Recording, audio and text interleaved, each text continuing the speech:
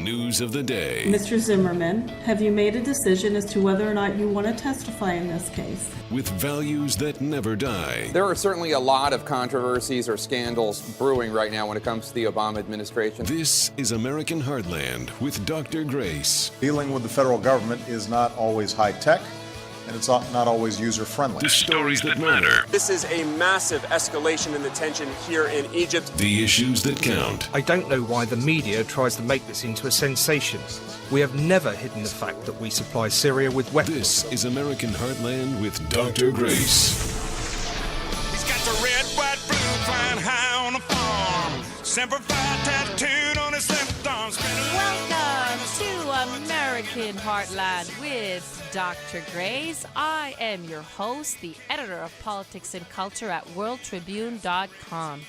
Thank you for spending some time with us. I think this week you must have been as disgusted as I was at the president's behavior. You recall that last week we did a segment, it was the third segment of the show, where we analyzed Barbara Walters' interview with the president and the first lady. And we saw there that the first lady rushed to the president's defense as she was clearly humiliating him. Well, what does the president do this week to thank his wife for standing by him when everybody else is deserting him? He humiliates her at the memorial of Nelson Mandela. He humiliates her by flirting with the leader, the Danish prime minister, a very attractive blonde, leggy blonde. So Michelle Obama, that's what you get for standing by your man. You get a public slap in the face. He took a picture of himself. He was gleeful. He was smiling with her. He couldn't help whispering, and they were, sitting next to each other, looking a little too close for comfort, if you ask me.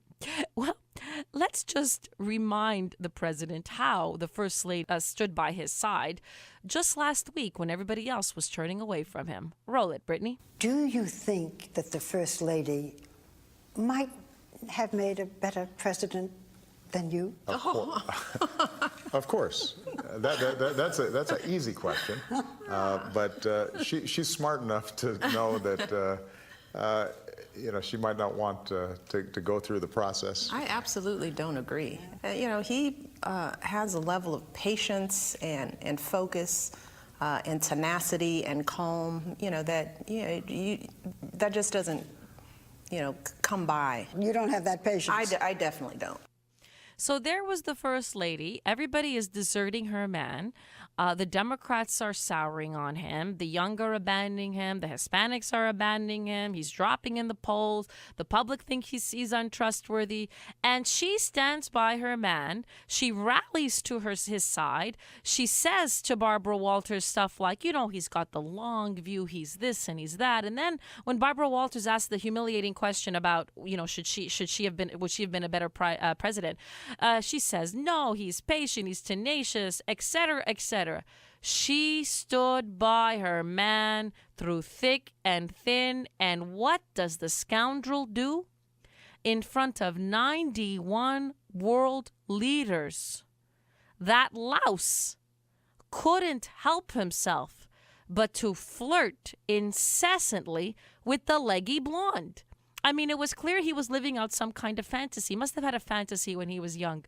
You know what? One day I'll be a political leader and I'll go to a rally and there'll be a beautiful blonde. And she won't just be beautiful. She'll also be another leader of another political country.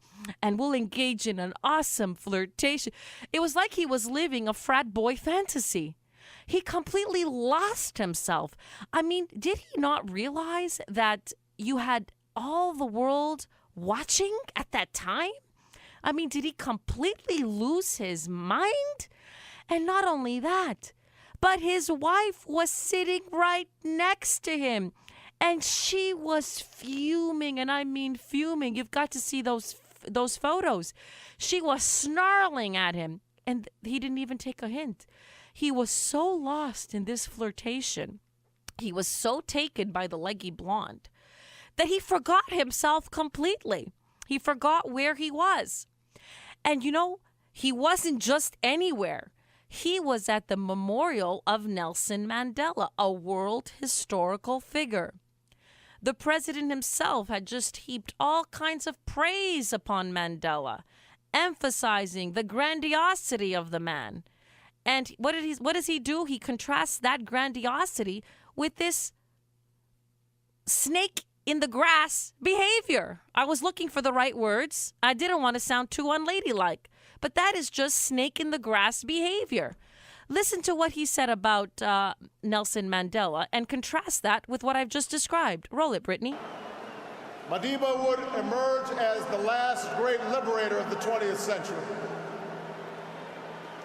Like Gandhi, he would lead a resistance movement, a movement that at its start had little prospect for success.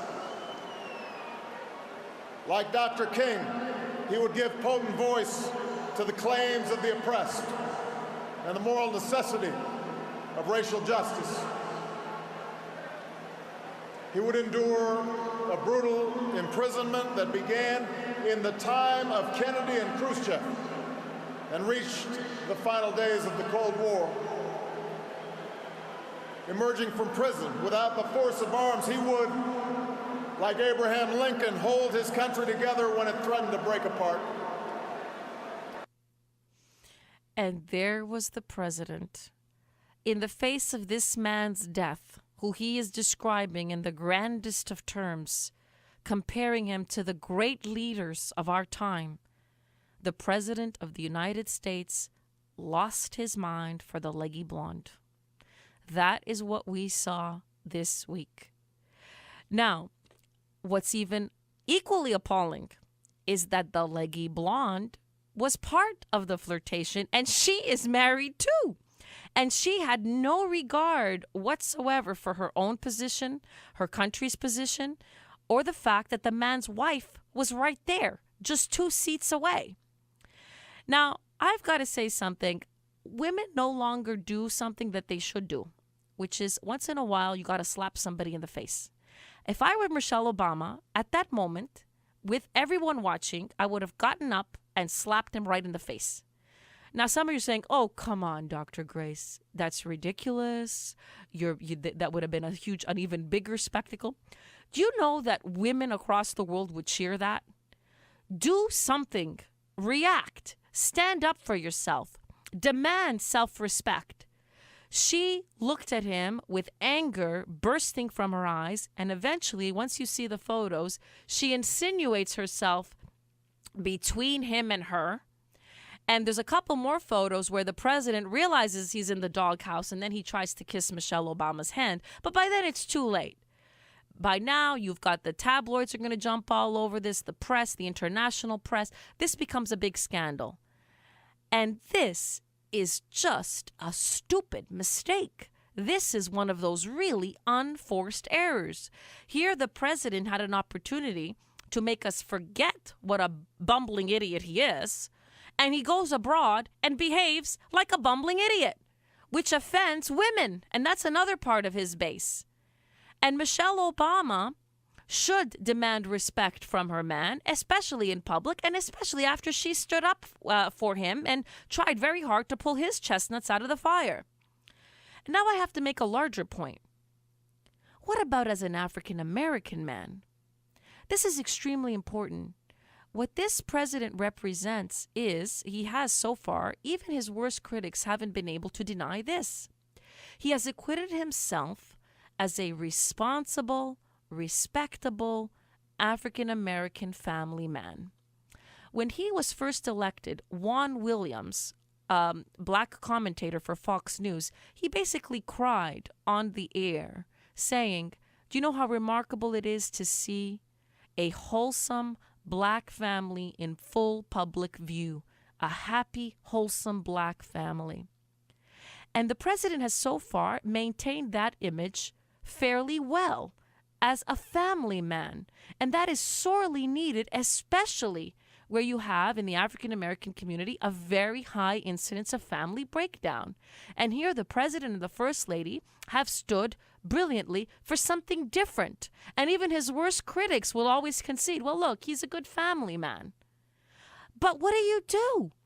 At the moment when you're this low in the polls, you even shatter that image of yourself, which is sorely needed among African Americans, and you behave like a small snake in the grass, flirting in public view with a leggy blonde with your wife right beside you? So that was really disgraceful. And I'm really upset. I'm really upset for Michelle Obama, honestly. I'm upset. And you know what? As a political strategist, if I were a political strategist advising him, I think I literally would have thrown something across the room when I was talking to the president. I would say, your poll numbers are dropping like a stone. People don't trust you and they don't believe in you. You are now in a foreign nation discussing a world historical leader. And what do? You behave like a louse? And these are the headlines we've got to confront when we desperately need positive PR? So as a political strategist, I would be totally furious with him. But you know, even more than any of that, as American citizens, this is outrageous behavior. The President of the United States represents all of us when he is abroad. And when he is abroad in an event that is basically a world historical event, and it is an event that is serious, that requires a great dignity and composure, we want our presidents to behave in the appropriate manner. This is embarrassing to all of us. We elected him to acquit himself responsibly when he is abroad. You know, I couldn't help thinking of that other incident which made headlines when he and Sarkozy, the previous French leader during Obama's first term, this made the news. They were caught on camera turning around, staring at the behind of a 16-year-old girl. And I can't even, you know what? Isn't that funny? I can't even remember what conference they were at or what the results of that conference were. But I remember that the president and the French prime minister got caught on camera behaving like two frat boys. And you see, this is the kind of thing that sticks in people's minds. These images caught on camera stick in people's minds. And this makes a very poor impression. It's going to stick in the mind of all Americans. It's going to further alienate women who are also beginning to turn on this president. It's going to further outrage men and women who desire the president to be dignified abroad, men and women who value family values, men and women who have a sense of what the office of the United States is. So to the President of the United States, shame on you. You went abroad, and instead of taking some of that glow that might have come from talking about the legacy of Nelson Mandela, you come back home like a snake in the grass. You betrayed your wife. You betrayed your country. You betrayed Nelson Mandela. You betrayed the people of South Africa. You betrayed the Danish Prime Minister's husband. This was a disgusting spectacle that deserves sharp reprimand. And I hope that you get what you deserve, which is your poll numbers continue to drop, because those poll numbers reflect a lack of confidence in you that you are clearly earning. This is Dr. Grace, the editor of Politics and Culture for WorldTribune.com. And we're upholding values that will never die, and we're putting the president straight in the doghouse. Well, the party was nice, the party was pumping. And everybody having a ball. Until the fellas started name calling. And the girls respond to the call. I hear a poor one shout out, who let the dogs out? Who let the dogs out? This is American Heartland with Dr. Grace. The stories that matter, the issues that count. This is American Heartland with Dr. Grace. Applause, applause. I live for the applause, applause. Live for the applause, applause. Live for the way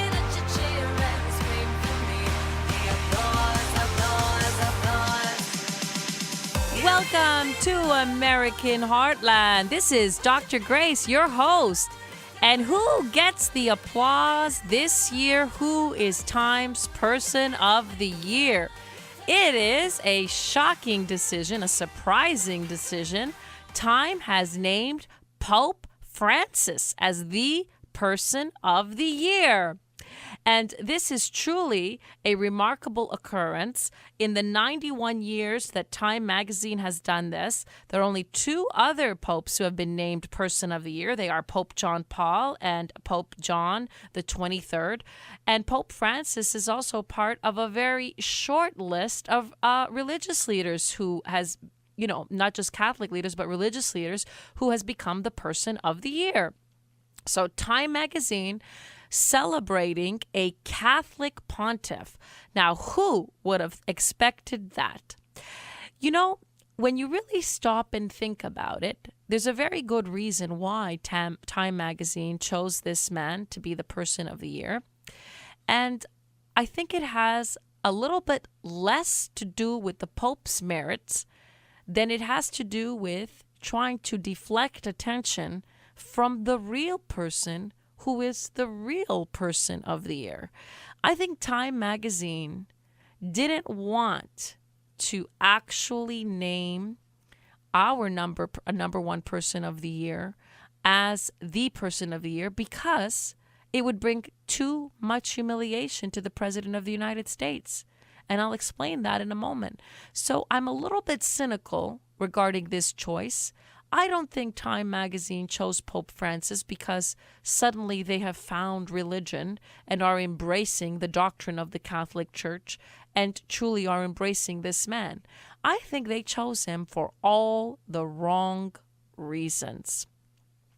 Well, the explanation that they gave is that the Pope has billions of followers that he's talked about on the internet more than any other individual, and that in the very short time that he's become pontiff, he has really shaken up the image of the church. And the word that is most often used is that he is a humble man. He has brought great humility back to a very, very powerful position. And I can't contest that. I agree. I think Pope Francis has done that very well. And this summer, when we broadcast an episode of American Heartland, I said, this man is refreshing. I like the way that he speaks. I think he's very refreshing in a few things. Do you remember in Rio during World Youth Day, he told the young to go out in the street and make a mess. He basically sent the message that you should preach anywhere and everywhere. And I think that's a good thing. I think that's inspiring. I like the way that he reaches out to the people, and he's brought a very glorious grand office. He's brought that much closer to the ordinary folk. He will even call people who write to him. He'll call them directly to have a chat. That's a good thing. That's a nice thing. He lives humbly. He lives with austerity. He doesn't relish in the materialism, the perks and privileges that his office comes with. That's a good thing. And I have to say, too, one of his trademarks is his remarkable humility. And the world loves and appreciates that. From the very moment that he was inaugurated, his humility came through. Roll it, Brittany. I thank the Lord that I can celebrate this Holy Mass for the inauguration of my Petrine ministry on the solemnity of St. Joseph, the spouse of the Virgin Mary and the patron of the Universal Church. It is a significant coincidence, and it is also the name day of my venerable predecessor. We are close to him with our prayers, full of affection and gratitude. Well, as you can hear, the man speaks with gentle words and simple words, and he's tried to take us all closer to the gospel. He's tried to take us away from the great controversial battles that his two predecessors constantly engaged in. And for a brief moment, I was one of those people who said, this is a good thing. We need to immerse ourselves in the gospel. We need to immerse ourselves in the simple language of Jesus himself. And I also embrace the pontiff and agree with the pontiff in recalling us to our duty to help the sick and the poor and the weakest among us. He does all of this beautifully. But I don't think that that's why Time Magazine has named him Person of the Year. Time Magazine has named him Person of the Year because he has made headlines in 3 ways that they really like. When the pontiff was asked a question as to whether or not an individual who has homosexual inclination but doesn't practice that homosexual inclination should be allowed to join the priesthood, he said in an off-the-cuff statement, "Who am I to judge them if they truly seek the Lord? Who am I to judge a gay person?" Oh, the press loves that. They love that. Show compassion to the gay people, and they'll put you on the cover of Time. Why else has Time Magazine named him? He also spoke very warmly about atheists, encouraging them to participate in good work. So he seemed to extend a very warm hand towards atheists. Oh, they love that. Time Magazine loves that. And the Pope has also addressed a society that is full of greed and materialism, is headed on the wrong track. He seems to be a critic of the excesses of capitalism. So they love that. Those are the 3 reasons that they have put Pope Francis on the cover of their magazine. But more than any of these, the major reason they put Pope Francis on the cover was because they didn't want to put somebody else who truly deserves it on the cover. And I want to take a few moments now to give you my countdown of the 5 people of the year. Number 5, and this is Person of the Year, you might want to say for all the wrong reasons, it's Miley Cyrus. Good girl gone bad, gone very, very, very bad. The Disney princess this year came out with a raunchy video, and then she followed it up with a raunchy performance at the VMAs. And it was a really deplorable performance, taking our culture to a whole new low. And we criticized it every step of the way, we who are standing on guard for cultural standards of decency. But she had an impact. And we've got to say, Miley Cyrus, she did it. She dropped our standards another notch. Number 4, and again, this is a Person of the Year in reverse in terms of a negative impact. And that is Kathleen Sebelius, our, illustrious secretary who headed up the disastrous, catastrophic rollout of Obamacare. This is a person, unless you were someone that follows politics like I do on a daily basis, most of you out there didn't even know her name. And now you know her name and you really dislike her because she truly does look like the Wicked Witch of the West. She is number 4 for colossal incompetence. Number 3, I would put Pope Francis as number 3. On my list, he's number 3. Look, I'm a devoted, devout Catholic. There's a lot about this Pope that I like. There's a few things I'm really deeply concerned about. But I do like his great humility. I love the way he's returning us to the gospel. I love a lot of what he is doing. So I certainly say kudos to you. You do deserve great praise. Number 3. That's where I would put Pope Francis this year. And like I said, I'm as devoted as they come in terms of being a Catholic. Who do I think deserves an even greater mention as Person of the Year? I think number 2 is none other than Russian leader Vladimir Putin. Because this man basically prevented us from rushing into another war in the Middle East. He helped President Obama pull out of a disastrous Syria policy. And I've also got to say another Person of the Year in reverse. The United States is in retreat, and he is flexing his muscle. He's stepping in where the United States is fading. He basically became the de facto leader of the Middle East. In essence, as America signals that we're not that interested in being the world's cop, he signaled, you know what, I am. And he did so by clearly backing a Syrian leader and by calling out Americans many times on their disastrous course of action. He won respect around the world. So he's got to be number 2. But of course Time magazine doesn't want to say that, because to say that, you've got to be saying also that President Obama is doing a horrible job. That would only highlight that. Whereas Pope Francis doesn't highlight that. He just distracts attention from that.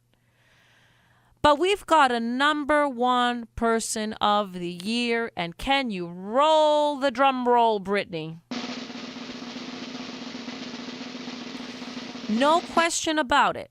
The person of the year, the person of the decade, probably the person of the century, is a mild-mannered contractor, whistleblower, Edward Snowden, who, with great bravery and clarity, put his life on the line to warn us all that we are being spied upon and our liberties are being threatened. Roll it, Brittany. When you're in positions of privileged access, like a systems administrator for these sort of intelligence community agencies, you're exposed to a lot more information on a broader scale than the average employee. And because of that, you see things that may be disturbing, but over the course of a normal person's career, you'd only see 1 or 2 of these instances. When you see everything, you see them on a more frequent basis. And you recognize that some of these things are actually abuses. And when you talk to people about them, in a place like this where this is the normal state of business, people tend not to take them very seriously and move on from them. But over time, that awareness of wrongdoing sort of builds up, and you feel compelled to talk about it. And the more you talk about it, the more you're ignored, the more you're told it's not a problem, until eventually you realize that these things need to be determined by the public, not by somebody who was simply hired by the government. Bingo! And that is the person of the year.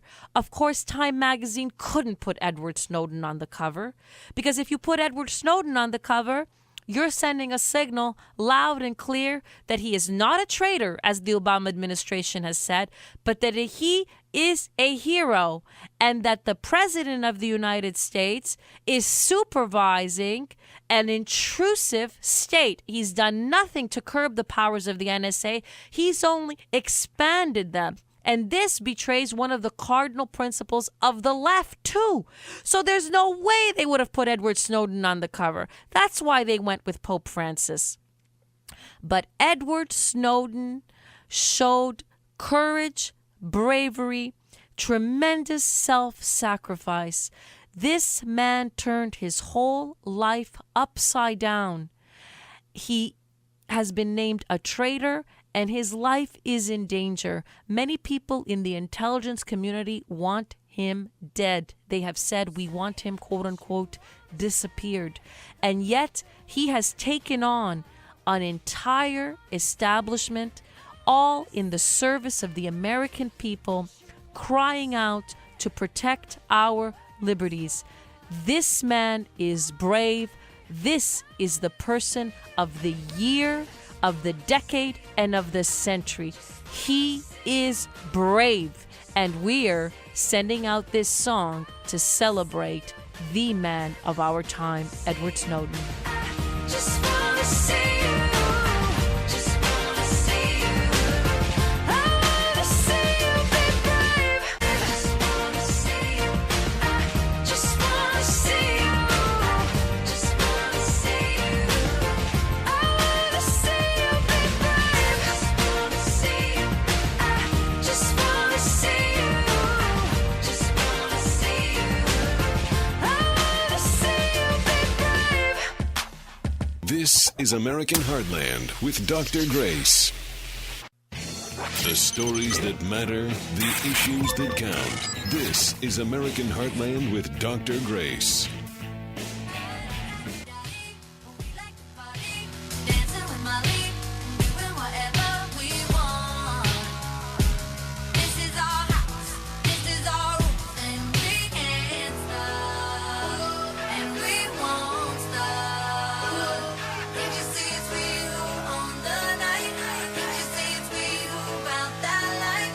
Welcome back to American Heartland. I'm your host, Dr. Grace, the editor of Politics and Culture at worldtribune.com.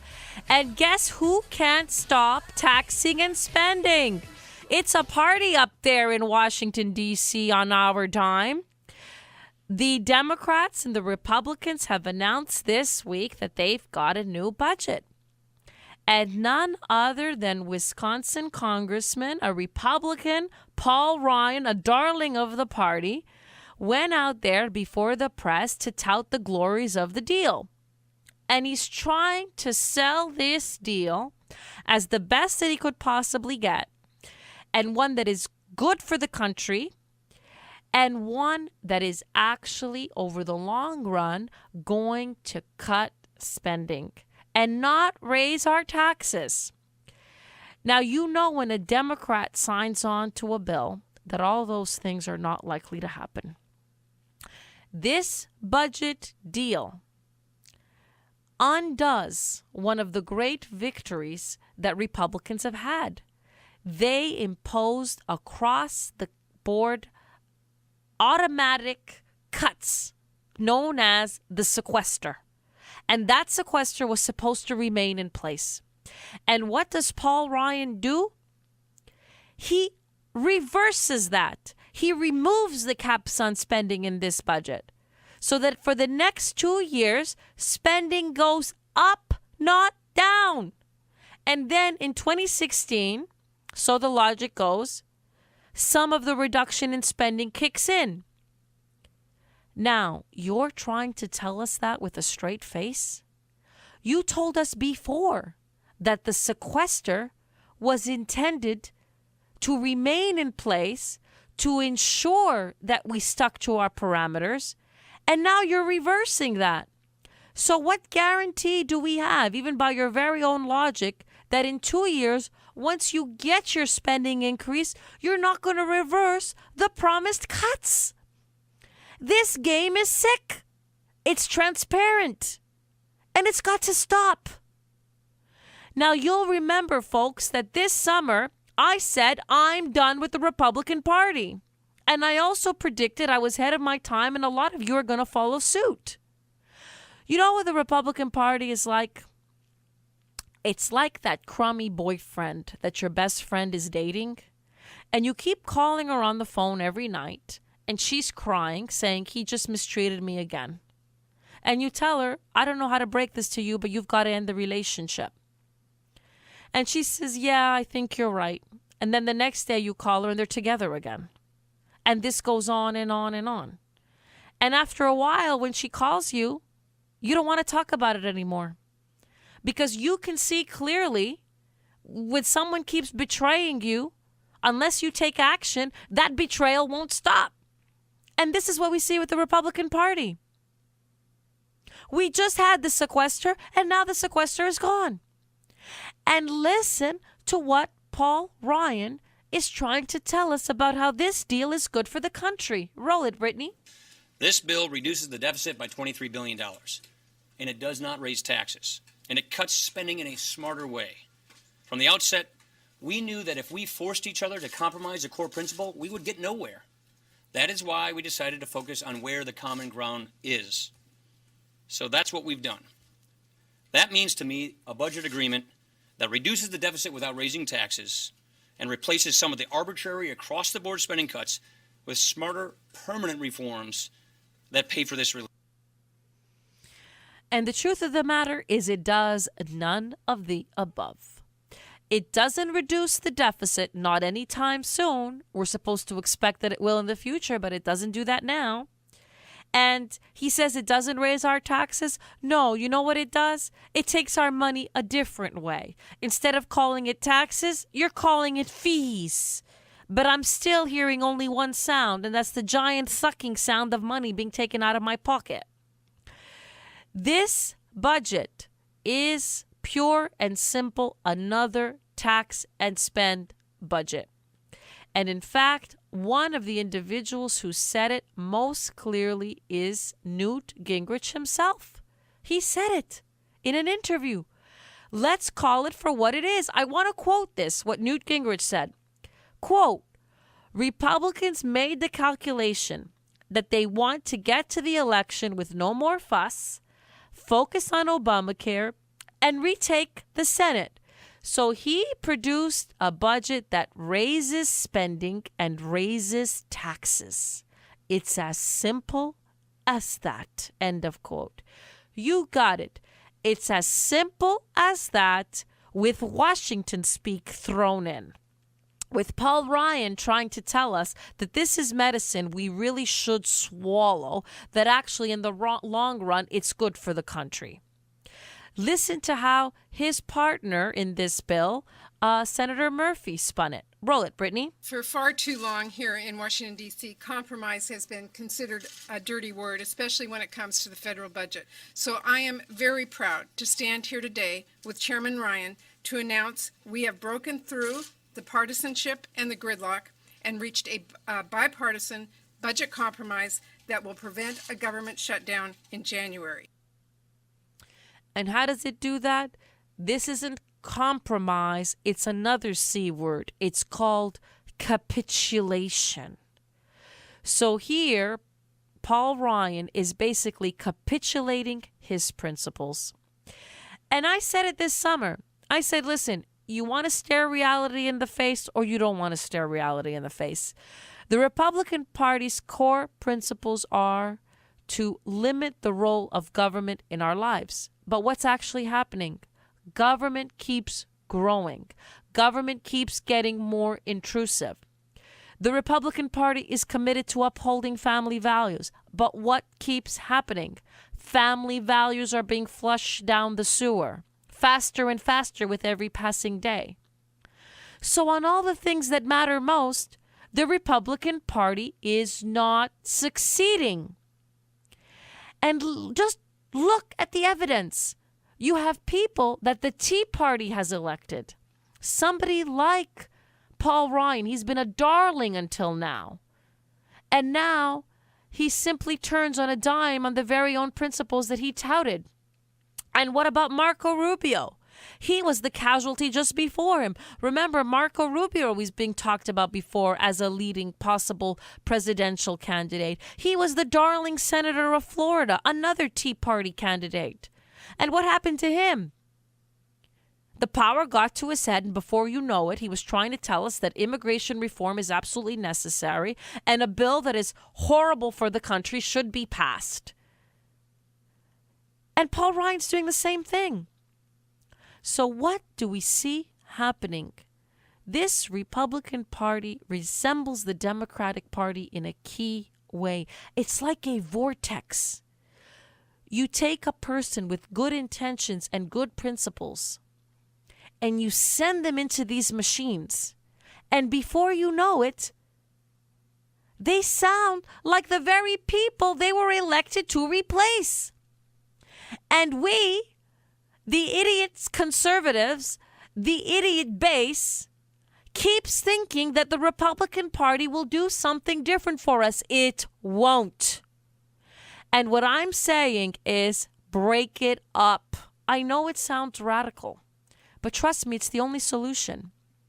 We need to found the Christian Party of America and say this nation will only go on the right track if we put Christianity first.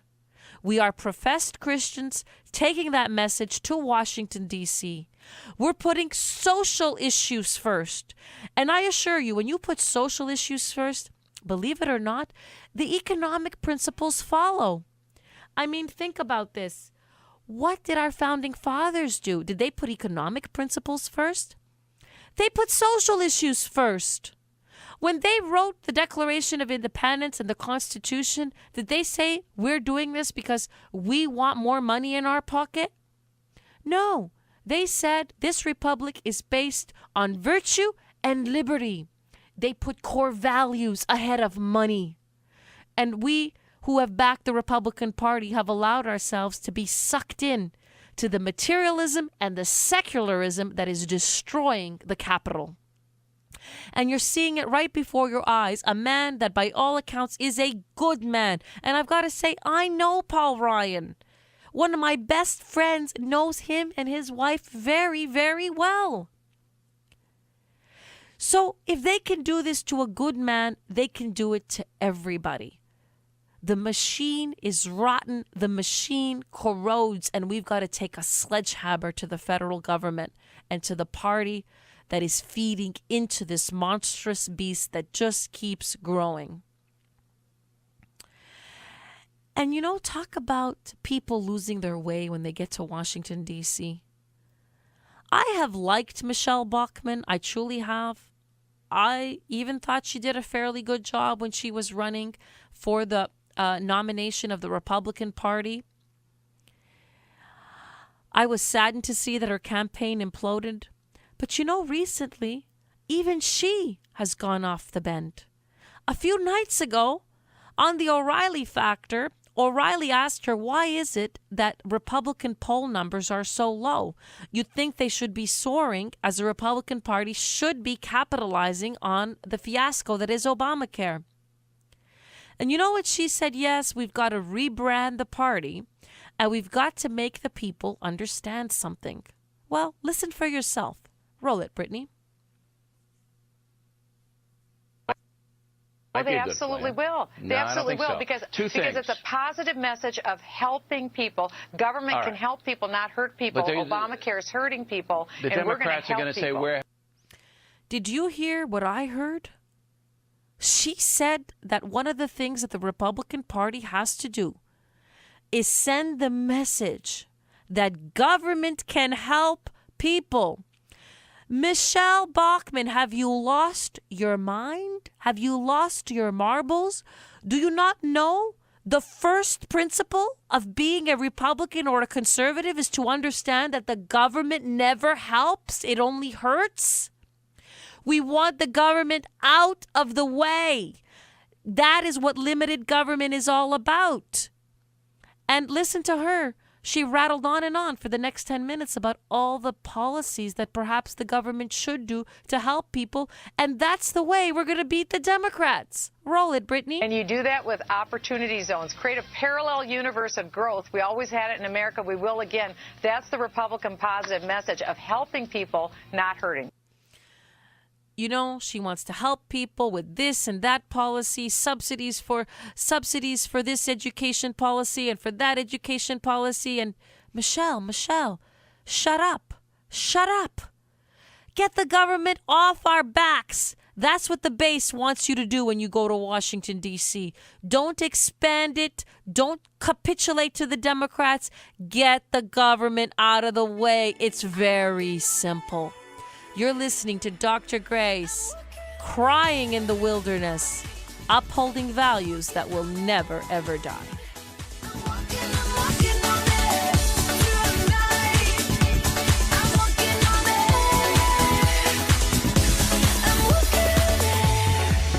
The stories that matter, the issues that count. This is American Heartland with Dr. Grace. The stories that matter, the issues that count. This is American Heartland with Dr. Grace.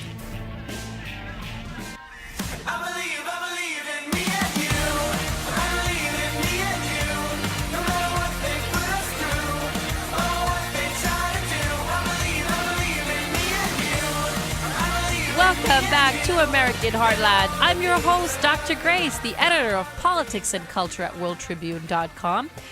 And you know who believes in each other no matter what? It's President Obama and HHS Secretary Kathleen Sebelius. What does it take to get fired in the Obama administration? Fire this woman, for crying out loud. He keeps supporting her, and she keeps supporting Obamacare. I mean, at what point do you guys just cut your losses? This week, it got farcical. We're beyond pathetic. We're beyond rage right now. We're straight into farcical. Because Kathleen Sebelius said in Congress, guess what? She is so concerned about this disastrous fallout that she's calling for an investigation. Yes, she's going to investigate herself. I like it. I like it. It's the new normal in America. Comedy is becoming the new normal. In testimony this week before Congress, Ms. Sebelius showed that she is, beyond the point of needing to be fired. Listen to what she says when she is asked about the enrollment numbers. Roll it, Brittany. Madam Secretary, based on current trends, it's likely that more individuals will have lost coverage on January 1 than will have gained it under the law. HHS released data this morning stating that approximately 364,000 Americans have selected a plan through a state or federal exchange. Is that correct? Yes, sir. Of these 364,000 Americans, do you know how many of those individuals will actually have coverage in effect on January 1, 2014? Sir, once they pay their premium, they'll have coverage in effect. So you don't know. These are the ones who've just selected a plan but haven't paid their first payment on their premium. Some may have paid, some may not. We're giving you the enrollment numbers.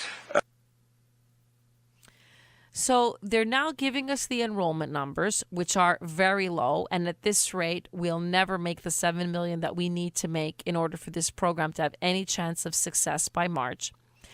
And they're not telling us exactly how many people have paid, probably because they're not truly sure. I think that's what was evident here. We know from previous testimony they haven't finishing the back end part of the website.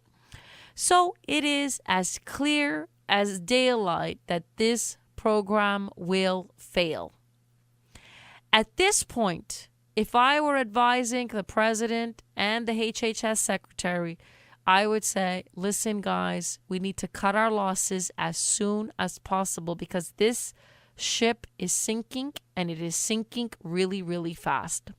The president needs to show to the country that people who are clearly incompetent, people who have failed at their jobs, must be axed. You know, perhaps like private sector velocity. Remember they wrote that in defending the relaunch of the website, that now they're working at private sector velocity. How about private sector velocity when it comes to firing people? This woman in the private sector would have been gone yesterday. Yesterday is even too late.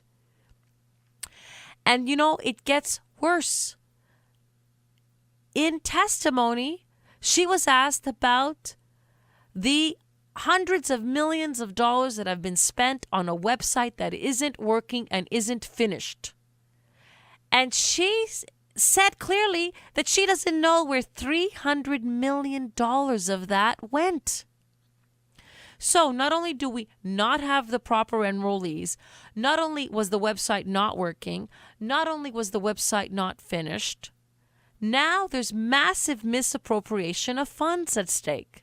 In addition, the secretary kept being evasive and clearly incapable in addressing all the questions that Congress was asking her. Roll it, Brittany. Well, Mr. Waxman, what I find is a lot of people are eager for information. They are confused by what they read and hear. And frankly, the launch didn't help that. But as people understand their options and choices, I find that there is enormous enthusiasm, often huge relief. A lot of individuals who received the notice of a cancellation are unlocked from a policy choice that they did not feel was good for them or their families. They were kind of locked into a plan. And I talk to people every day who now have 40 or 50 choices, a range of marketplace plans, the option to pick and choose. That isn't to say that there aren't some individuals who would have preferred to stay in their plans, which is why I think the president decided on the transition policy in the marketplace. But a lot of individuals they didn't know what they had offered cancellation to them notices on the exchange. are thrilled with the choices that are now available. Notice how she says a lot of these people are thrilled. I would have sat there and said, okay, name one. Okay, name two. It's very vague. It's very evasive. When you ask for the numbers, by their own numbers, this whole thing is a disaster. And any explanation they give is clearly based on a fantasy that she is creating in her own mind. Now, this woman is heading out to Miami. This is her third visit in 4 months. They're trying to bolster the program there in Florida. And one of the things that's also been, I think, really underreported is that we had a soft launch over the weekend of the Spanish language version of healthcare.gov. That one, too, was supposed to be launched before. And remember, if the president doesn't get enough Hispanics to sign up, that's another huge problem. And all the numbers are now pointing to Hispanics not buying it. So, by all accounts, this woman should be fired. It is very disturbing that again and again, no matter what goes wrong with the federal government, the President of the United States doesn't seem to have the courage to let people go. A shakeup is usually a good thing in the midst of such a catastrophe. Get fresh people in there, but don't just add more people. You notice how the president just calls more people in, but never actually fires anybody? You've got to ask yourself why that is. Because this country is beginning to resemble a third world nation, where the federal bureaucracy is so big, it is so vast, even when it makes mistakes, there is no mechanism of correcting it. Nobody is held accountable. And just like a third world country, massive amounts of money suddenly disappear.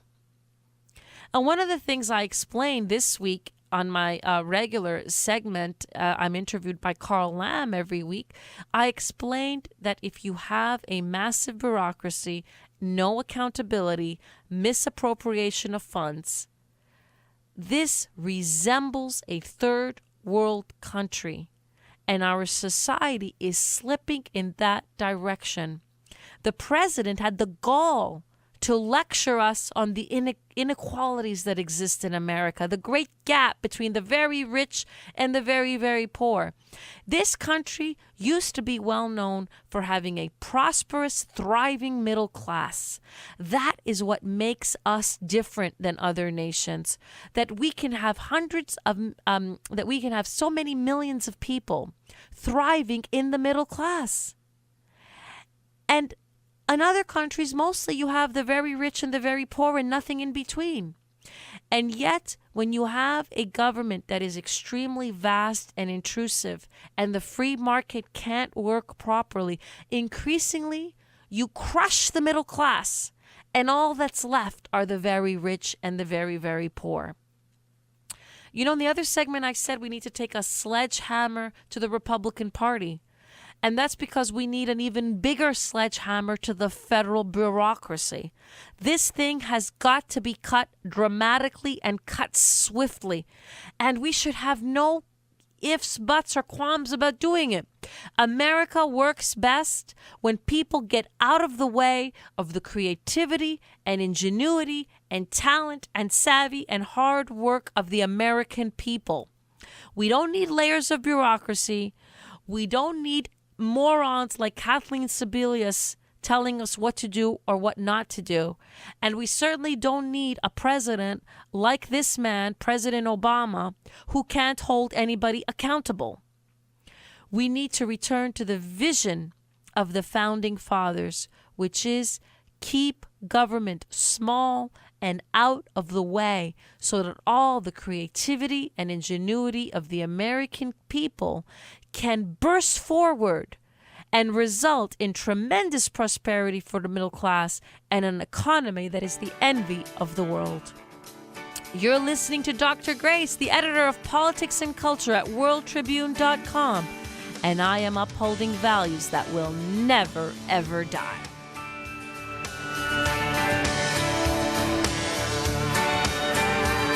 Well, if you ask me where I come from, here's what I tell everyone. I was born by God's dear grace. The stories that matter, the issues that count. This is American Heartland with Dr. Grace.